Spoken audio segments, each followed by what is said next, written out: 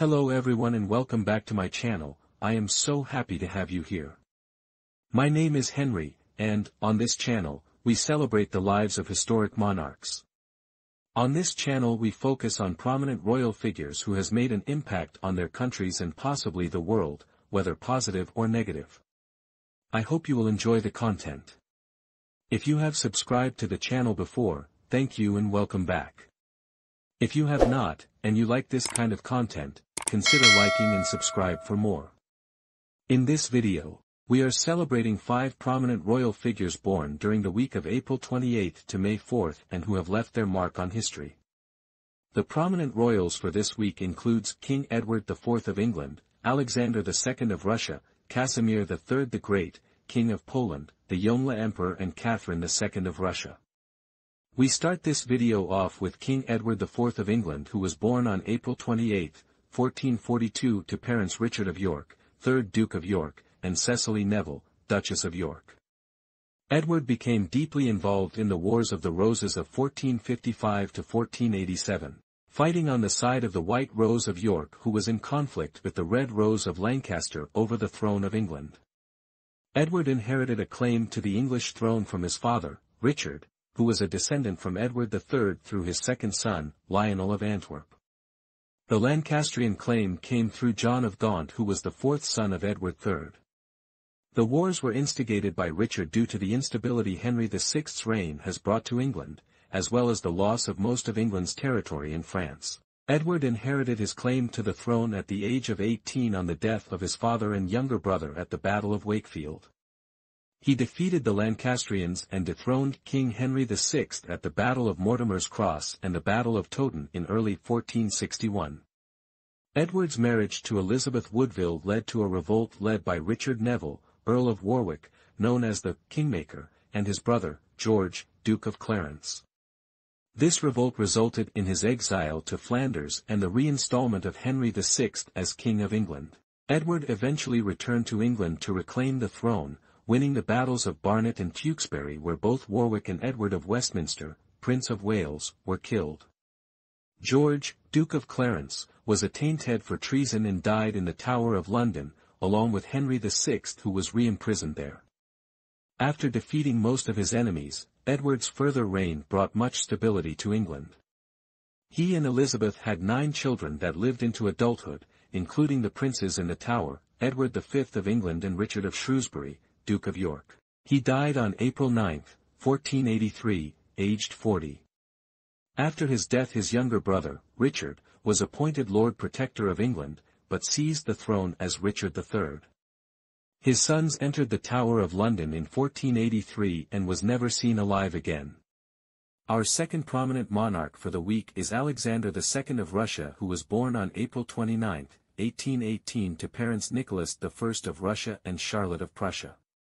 Alexander was Emperor of Russia, King of Congress Poland and Grand Duke of Finland from March 2, 1855. He was known as Alexander the Liberator as he was responsible for the emancipation of Russia's serfs in 1861. Other reforms Alexander was responsible for was the reorganization of the judicial system, the setting up of elected local judges, abolishing corporal punishment, promoting local self-government through the zemstvo system, imposing universal military service, ending some privileges of the nobility, and promoting university education. Alexander's foreign policy was geared towards pacificism, siding with the United States over Britain during the American Civil War. Alexander also separated from France and joined with Germany and Austria in the League of the Three Emperors. Though pacifist in his foreign policy, he did, briefly, fight a war with the Ottoman Empire in 1877–78. The result of the war was the independence of the Bulgarian, Montenegrin, Romanian and Serbian states, and his pursuit of further expansion into the Far East. Alexander also proposed parliamentary reforms in order to counter the rise of nascent revolutionary and anarchistic movements. He married twice. His first wife was Marie of Hesse and by Rhine, the union producing 8 children. His second, morganatic, marriage was to Catherine Mikhailovna Dolgorukova, this union producing 3 children that survived into adulthood. He was assassinated on March 13, 1881, aged 62, causing a great setback for the reform movement. Our third royal celebrant for this video is Casimir III the Great, King of Poland and later King of Ruthenia, who was born on April 30, 1310 to parents the Ladislaw I Lokitek and Jadwiga of Kalisz. Inheriting a kingdom weakened by war, Casimir's rule brought wealth and prosperity to his people. Casimir doubled the size of the kingdom, reformed the army and the judicial system and introduced several undying codified statutes. He also built extensively and founded the Jagiellonian University, the oldest Polish university and one of the oldest in the world. He granted Jews privileges and protections and encouraged them to settle in Poland in great numbers. He married 4 times, once bigamously, these unions producing 3 daughters that survived into adulthood. His wives were Aldona of Lithuania, Adelaide of Hesse, Christina Rokicsana and Hedwig of Zagen. He died on November 5, 1370, aged 60. Our fourth prominent royal for this video is the Yongle Emperor who was born on May 2, 1360 to parents the Hongwu Emperor and Empress Xiaosego. His father made him the Prince of Yen in May 1370, ruling the fief until he felt forced to rise in rebellion against his nephew, the Jiangwen Emperor, who began executing and demoting his powerful uncles. The Yongle Emperor launched the Jingnan campaign and successfully overthrew his nephew, adopting the era name Yongle, which means perpetual happiness. His reign saw the purging of the Confucian scholars in Nanjing and the granting of extraordinary extra-legal authority to the eunuch secret police.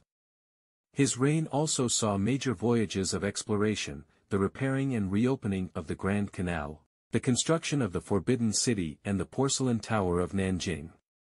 He also expanded the imperial examination system and had the Yongle Encyclopedia completed. He had numerous consorts and concubines, sharing at least 9 children with them. He died on August 12, 1424, aged 64. Our final prominent royal for this video is Catherine II of Russia, who was born as Princess Sophia Augusta Frederica von Anhalt-Zerbst in the Kingdom of Prussia on May 2, 1729 to parents Christian August, Prince of Anhalt-Zerbst and Joanna Elizabeth of Holstein-Gottorp. She was Empress consort through her marriage to Peter III of Russia, the union producing 1 son. The marriage between Peter and Catherine was not a happy one and, 7 months after his accession, she overthrew him in a military coup, Peter dying shortly afterwards in prison.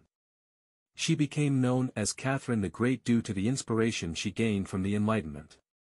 During her reign, Russia experienced a renaissance of culture and sciences, the founding of many new cities, universities, and theaters, as well as large-scale immigration from the rest of Europe and the recognition of Russia as one of the great powers of Europe. Her reign also saw great expansion with the annexation of the Crimean Khanate, the colonization of New Russia along the coasts of the Black and Azov Seas, the colonization of Alaska and gaining the largest share in the partition of the Polish-Lithuanian Commonwealth. Following in the footsteps of Peter the Great, Catherine modernized Russia along Western European lines, presiding over the Russian Enlightenment. She died on November 17, 1796, aged 67. Catherine has brought us to the end of the video for today. I hope you enjoyed my telling of the lives of the celebrants and, if you did, subscribe for more. See you in the next video.